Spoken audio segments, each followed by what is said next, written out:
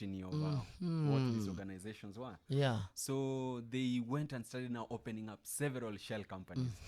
Yani you have a full company with a full structure with directors that don't exist, Yes. but you being the sole guy Yeah. signing the checks. Yeah. So they did that.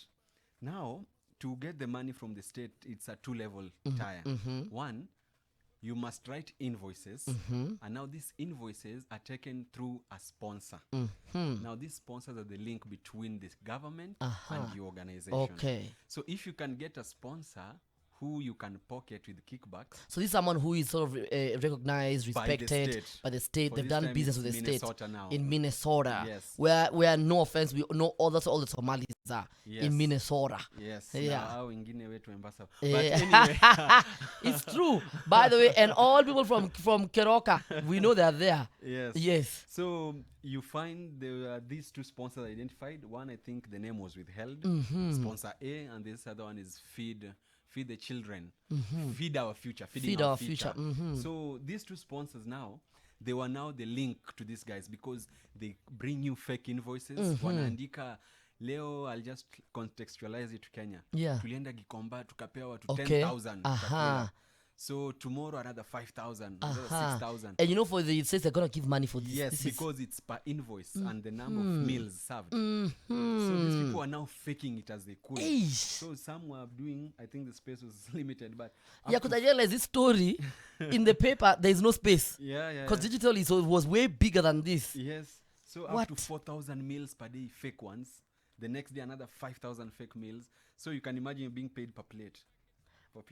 Of all these fake. Fake.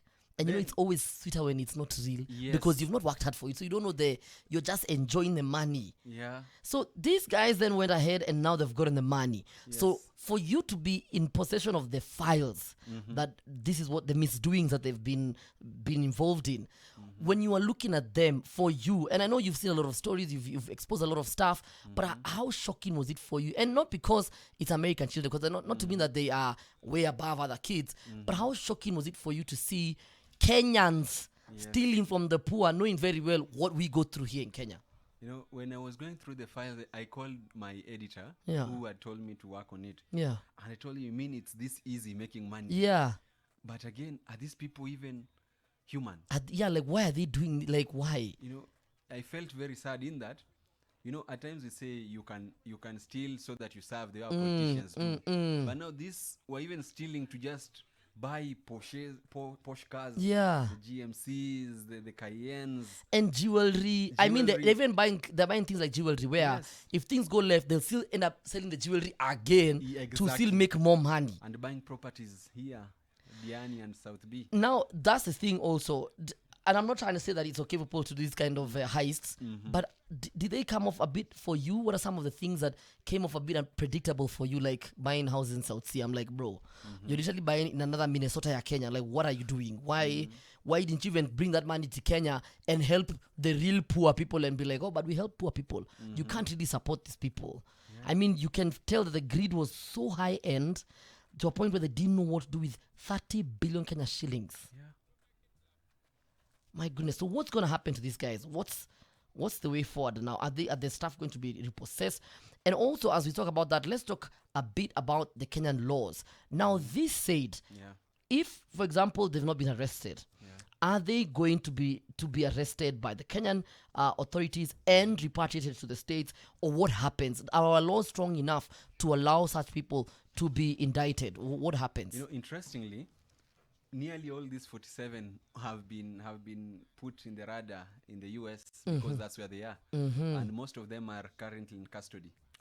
In the US government. So they won't run away from this one. But what about the properties that are in Kenya?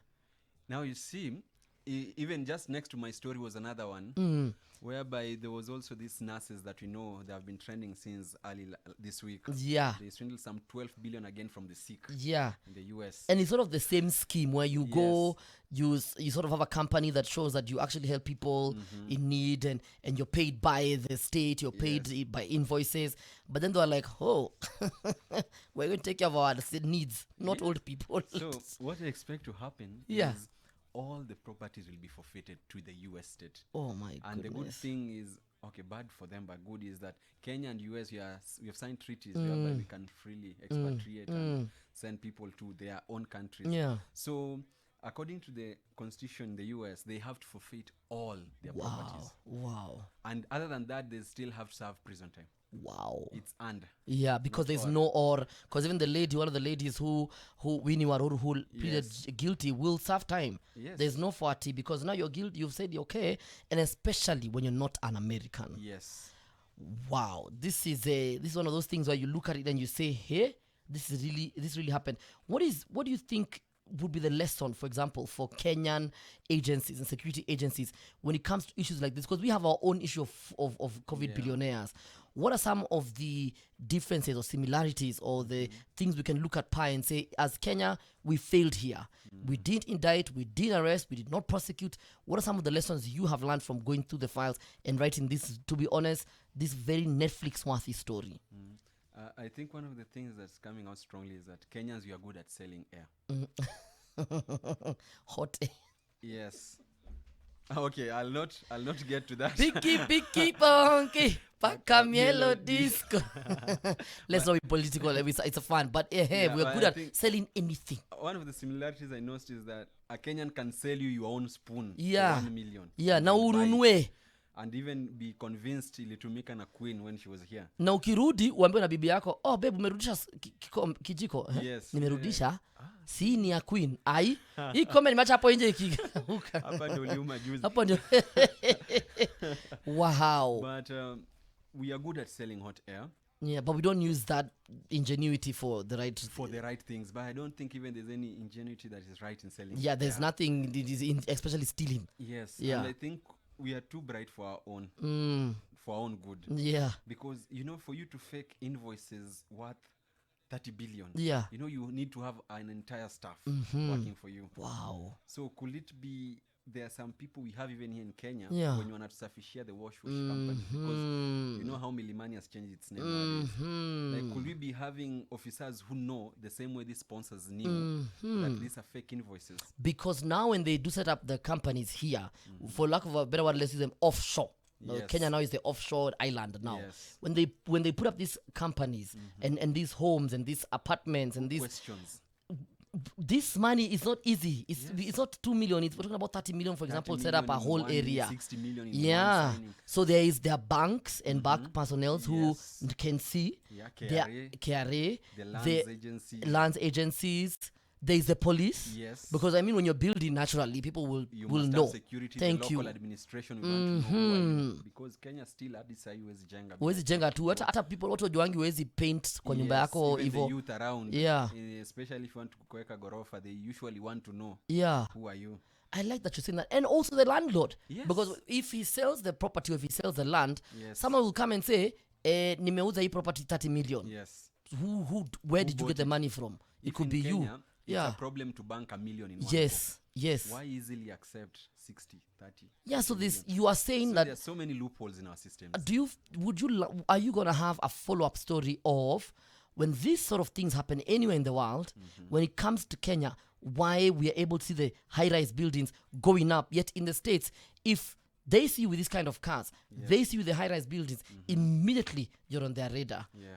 Will you have a follow-up story that allows us to see that we are also, not only are we so smart for ourselves, but we're also our own worst enemies? Yeah, because, even as I was doing this story, we were constantly asking ourselves, could this be the source of money where we are seeing so many high-rise buildings? That are all apparently empty. I may not say the areas because it may appear I'm profiling, but there are some areas initially very low level houses. Nowadays it's 20 stories and they are rising like a few months. So where could we be getting all this money when the entire world is undergoing an economic Exactly. recession? So these are some of the questions you ask yourself when you see this kind of things happen. And especially when you hear Kenyans are there, because this is the thing that I always say, and this should be a lesson to a lot of young people. When you see Steve Otieno with a Maserati, please stop trying to go do funny things. Ati unaanza kusumbua tu nyumbani utaki kusoma sijui, you think now you want to be a social media star because you can make 20 million in a year. Please stop, because people are doing very illegal things to make this kind of money. Yeah, in fact, we were joking today as we were coming back. we saw some very high-end vehicles somewhere. We were passing Gong Road. Then the photographer was asking, "Ama ni wale watu?" I mean, one of those ones. I think we came to a consensus that when you see someone driving all these big things, Yes. have a lot of property, Yes. you know, don't try to be like them, Yeah. because you may never know. Yeah. I have nothing against being rich. Exactly. But don't just try to be rich because you saw other Exactly. people are Yeah. rich. Yeah. People have a lot of stories. Mhm. Some are genuine, Yeah. some are not. Yeah. So I won't profile against anyone, But it's good for you to follow your own story. Yes. And we're not saying that people who have ati now ukiona mtu na Mercedes Benz Yeah. unamrushia kidole. No. It's basically say you buy your own, knowing very well hata leo ukakujua na nani, you can hujaiba, prove that it's yours. hujanyang'anya, hujamwibia mtu. Go check out this amazing story on nation.africa. Steve, now I'm going to be looking for your name every time I'm online, just to see what you've written. This is a very beautiful story.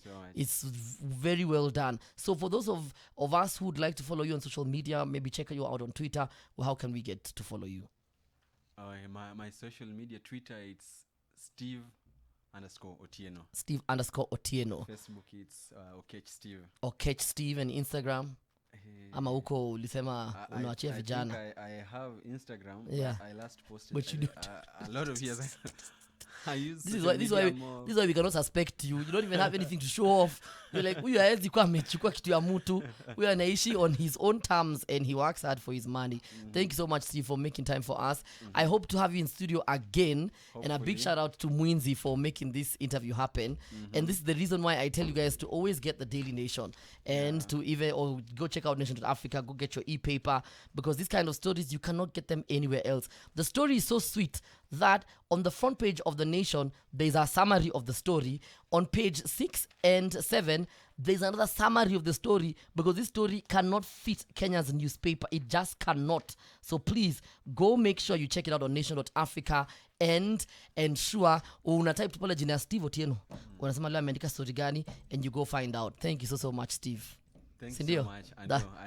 That's what's up. We've been seeing each other. Hapa tu kwa building, but siko najua Steve Otieno wewe ni bad